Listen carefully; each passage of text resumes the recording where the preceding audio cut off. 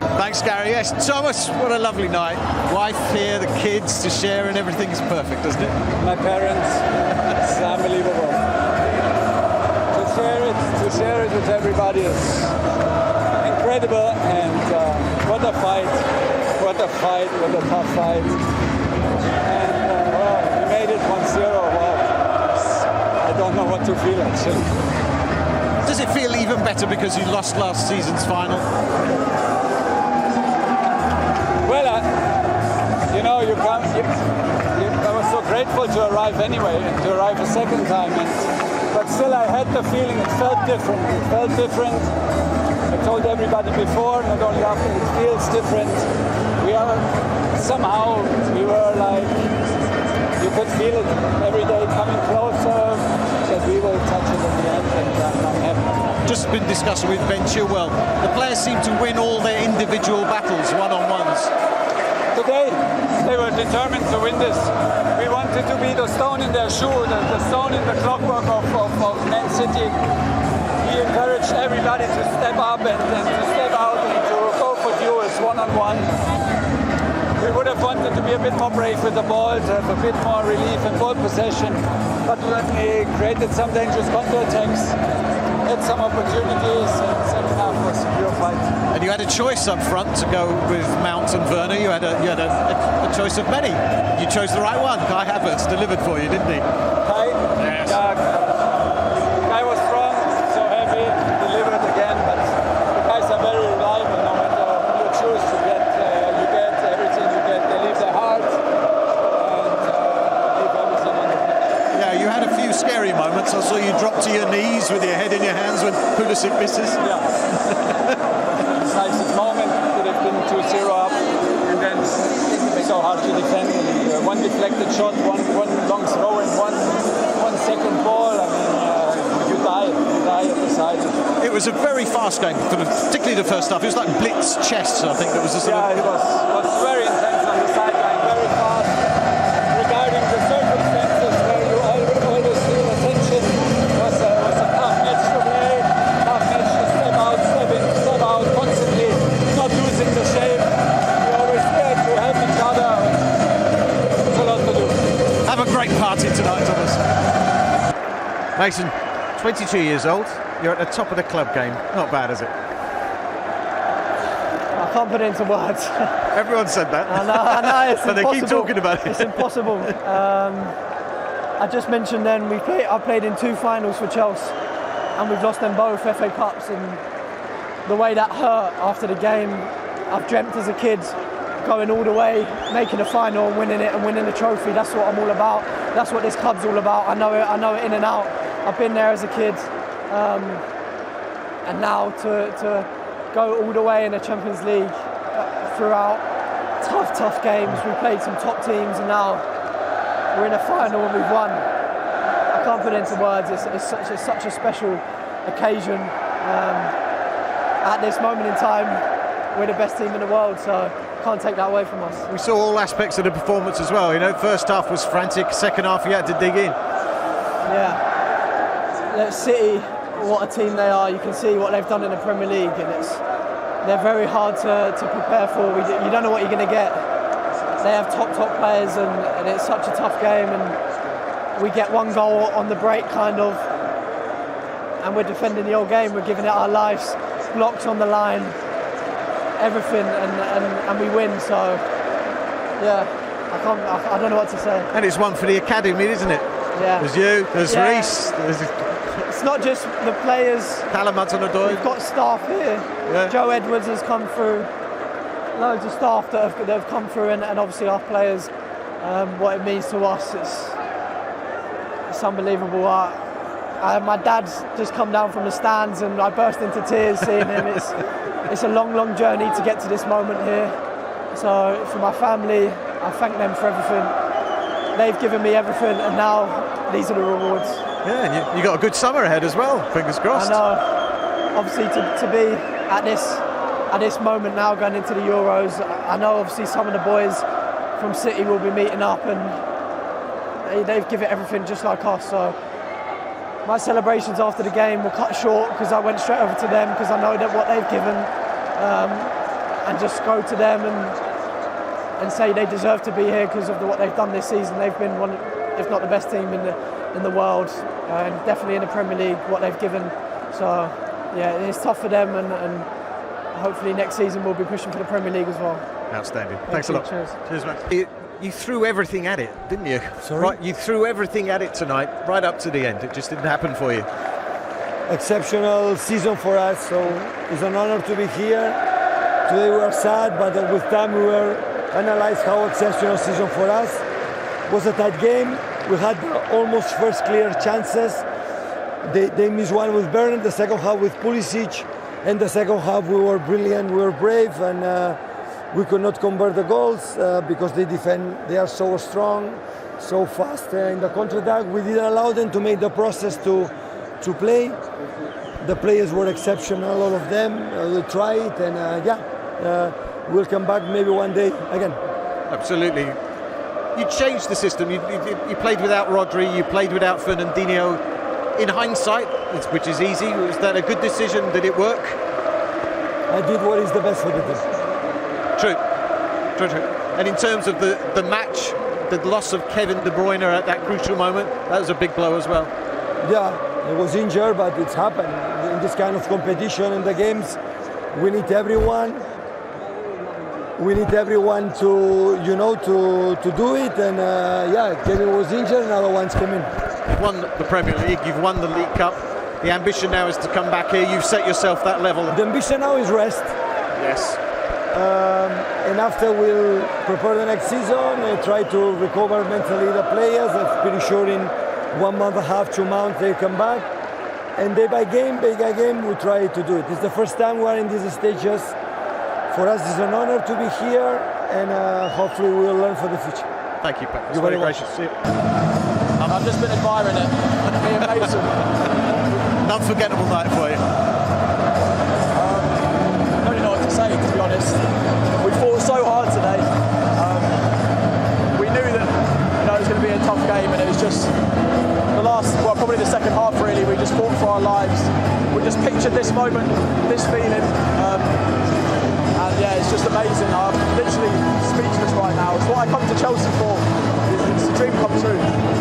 One of the reasons you won that game is because there were a lot of one-on-one duels, and Chelsea seemed to win them, particularly yourself on the far side there against Mahrez.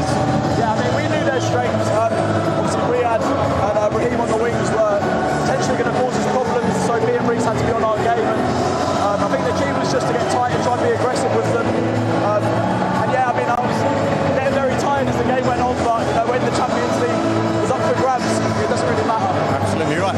Strikers often get the glory, and Kai Havertz will, but there's some great defending out there tonight. Rudiger, Blanc, Aspilicueta clearance, incredible stuff. Yeah, I mean, Thiago going off was obviously, not what we wanted, but whoever's out of the three centre-backs, whoever's come and filled in, has been brilliant all season. Playing next to Tony's been amazing. He's been absolutely class since the manager come in. And yeah, I think everyone today defended for their lives. Second half didn't play as well as we wanted, but who cares? We won the Champions League, so I don't really care how we played. Well done, Ben. Thank you very much. Thank you. Welcome into the latest edition of ESPN FC. I'm Dan Thomas, joined by Craig Burley here in the studio. We also welcome to the show Jurgen Klinsmann and Frank Leboeuf with us to reflect on today's Champions League final. We saw Chelsea beat Manchester City by 1-0. Kai Havertz's goal in the first half proving to be the difference between the two sides as Chelsea under Thomas Tuchel go on and win their second Champions League. Craig, it's such an open start to this game. It was great. Sometimes these finals, you see the teams cancel each other out. This was quite the opposite. Yeah, and I don't think there's any doubt that even Tuchel and his players himself would have understood that City were going to have the bulk of the possession. That wasn't going to worry Chelsea. And we'll look at Chelsea in the positive side to start, and then we'll sort of meander to the losing coach.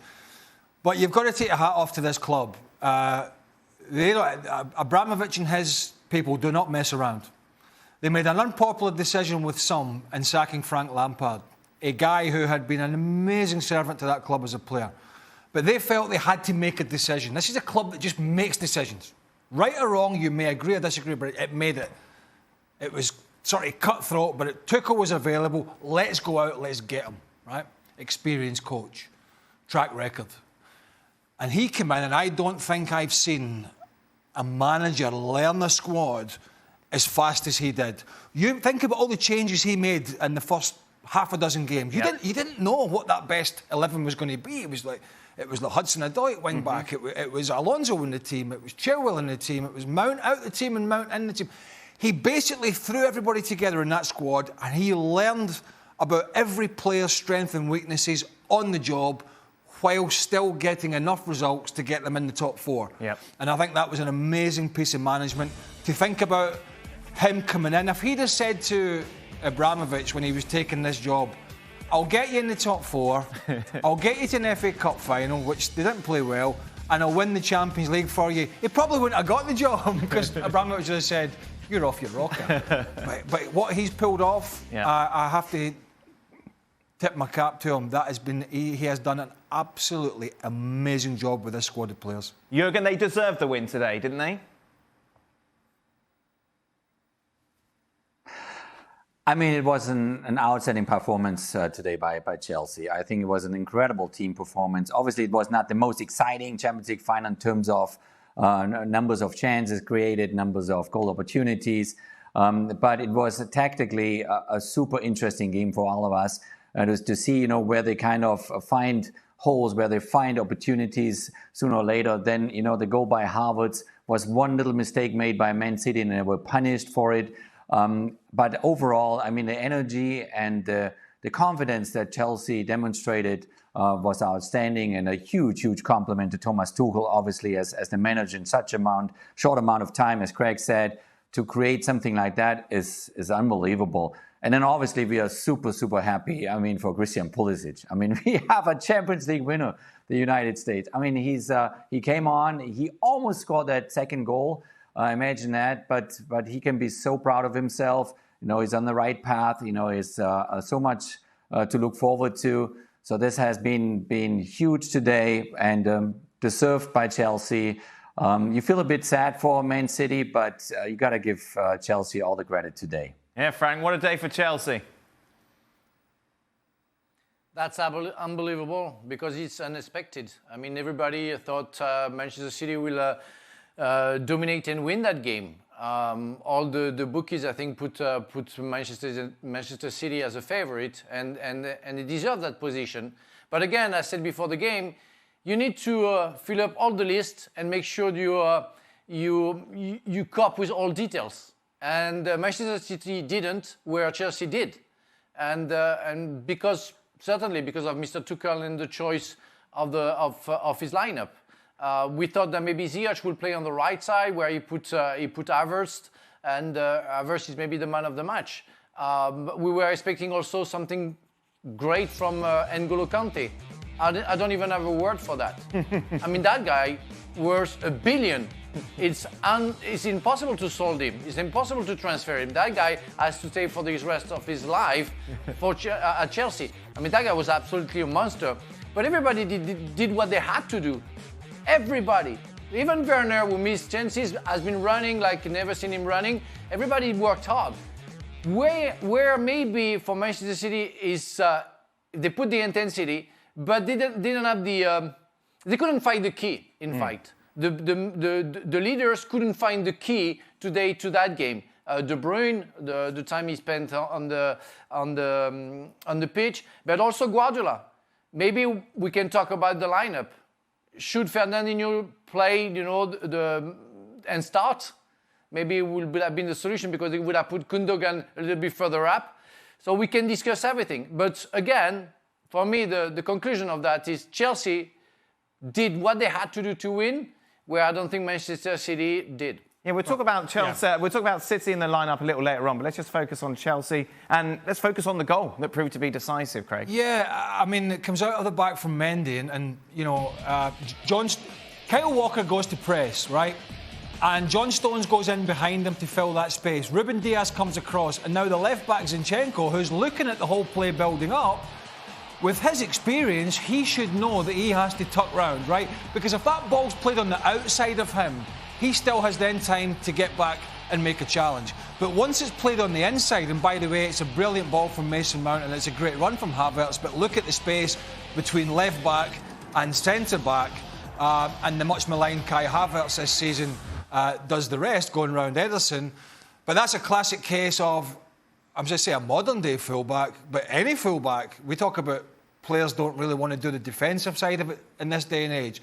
That's a classic case of a guy who, thinks that play is probably going to break down, or City are going to win it, and then he's going to be, down that left-hand channel, when in fact his first job, Zinchenko, is to tuck round and narrow that space between him and Diaz. Because once Walker goes, Stones goes, Diaz has to come across, as Frank will tell you, as a centre-half, and then you need your full-back to be getting round on the cover. Right. He didn't, and they paid the ultimate price. But, Werner had 2 good chances as well in the first half. One that he completely missed, and the other one, it was a weak shot. We saw there was a Pulisic chance when he came off the bench 5 minutes after. He should have scored. So this wasn't a fluke. Yeah, Chelsea did a lot of defending, but that's what they've done really well under Tuchel. We talked the other day, I'm not going to mention the club because people get upset, Man United. I've mentioned How long did it take for you to mention it? But they have a clear identity. Their game has been a possession-based game, although you're never going to outpossess or unlikely to outpossess Man City. But the general game has been a possession passing game. It's been a little frustrating to watch at times, but one of the main aspects that he has brought in has been their structure defensively. From the get-go, since the minute he arrived, they've played 3 at the back. They've played 4 in the midfield, they've played 2 narrow and 1 up top. OK, they've tinkered now and again within games. But that's the way they've played. And the players have realised that whenever they come in the team in a certain position, that's the structure of this team. And what it has given them is a brilliant... In the main, there's been the odd wobble when they went down to 10 men against West Brom and capitulated. But in general, that shape has been a super defensive structure for them. We saw at times Reece James playing right-sided centre-back. He was back in his more natural position today. It was Azpilicueta back in there at right-sided centre-back, where he's an excellent, experienced defender. They lost Thiago Silva, don't forget as well. Christensen, it wasn't just about Man City losing De Bruyne. Chelsea lost Silva, had to replace him with a player in Christensen. But I give them, the players and the manager credit. It's been a brilliant transformation, and I can only imagine what Frank Lampard's thinking, having done a decent job there before it all unravelled. To sit and watch a team that you were working with for 18 months, players, and getting some good results before it unravelled, to watch this team go on and have the success they've had this season under a different manager, has to be difficult for him to sit and watch it. But when he sees it and he looks at it in the cold light of day, I don't think you can question the decision that Abramovich took and relieving him of his duties and going for Thomas Tuchel. Jurgen, a lot of fans and pundits alike were scratching their heads as to why so much money was spent on Kai Havertz, yet everyone who'd watched him play in the Bundesliga said, look, this kid is really worth it. It's taken his time, but what a time to make your statement at this club. Yeah, absolutely. No, Kai Havertz is a huge talent. Obviously, he's not a finished product yet, and that's why he had his up and downs. Similar to Timo Werner, he's still kind of developing, even if he's already 25 years of age. But those are players that you've got to be patient with, and it's their first year in England, in a completely different environment, a different place, and it takes time. It takes time, and I think Frank Lampard had the vision how to build that roster of that Chelsea team. It was very well kind of put together. And the big difference then to Thomas Tuchel was Thomas Tuchel is a real master in kind of, recognizing strengths and weaknesses of every individual players and put them in the context of the team. So that starts obviously with this defensive mindset, the back line of Chelsea there with Azpilicueta and Rüdiger and Thiago Silva, then Christensen came on. Everyone knew exactly what to do. Then here you have in front of them Kanté, who played an unbelievable game today. And so he added piece by piece based on the strength of everyone. And that's why, Kai Havertz now, here and there, he shows those strengths, he shows those moments. Obviously, no, it should be more on a regular basis. He needs more consistency, but that's part of the growth. That's part of every player's kind of development. He can be super proud of himself, and it will be super interesting how they mix things up next season. Obviously, Christian Pulisic, we all hope he gets even more playing time. But it's Thomas Tuchel who put the end pieces together based on kind of the foundation built by Frank Lampard, and it paid out today, and they won a Champions League. Frank, I think what it kind of epitomises this side as a real team is if I was to ask you for a man of the match, there isn't somebody who strikes you straight away who is the star of this side. And N'Golo Kante, as Jurgen mentioned, and Craig as well, is so key in that midfield. But overall, it's more about the team and the collective than the individuals. Yeah, football is a winner, because we have the tendency to congratulate individuals where, today Chelsea showed that they were a real team. And even Christensen, when he came and substituted Silva, we didn't see the difference. And no doubt that Thiago Silva is a fantastic defender. But you can feel there is something special, a chemistry between the players, listening carefully to what Tuchel wants, and it worked. It's true that N'Golo Kante is N'Golo Kante, and without N'Golo Kante, I'm not sure Chelsea would have won today, because how many balls that he got back and at the end of the game was still running, giving some breath to his teammates.